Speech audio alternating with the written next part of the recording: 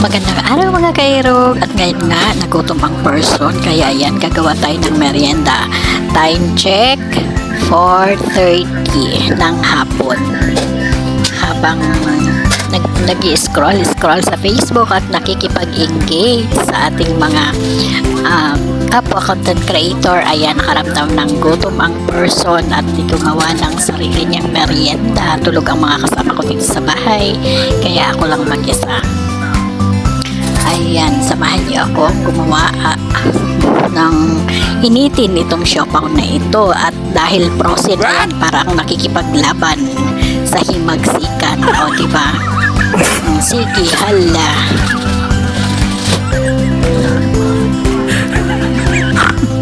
Dahil sobrang frozen po niya, nilagay ko sa freezer para hindi masira. Ayan, kaya ang hirap tanggalin. Nakikipaglaban ako. O, ayan, at last natanggal na.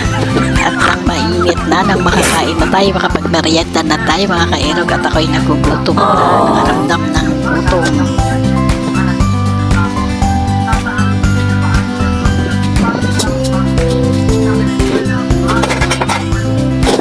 Ayan, di malaman kung anong gagawin.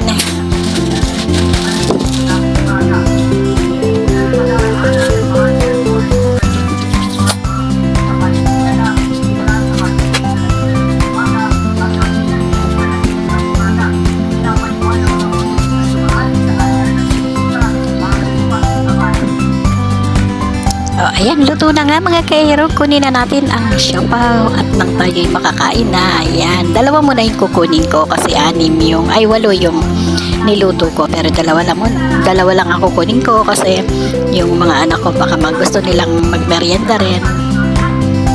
Ititira ko sa kanila yung iba dahil nasa brand ko. At magtitimpla na tayo ng coffee is life. O, diba? Partner natin ng kape ang ating siopaw.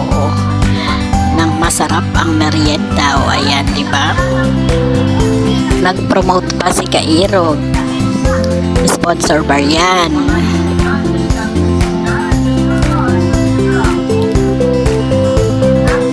Ayan, tapos ng kape. Tara na, magkape at kumain ng siopaw mga Kairog. Ayan na nga ang merienda.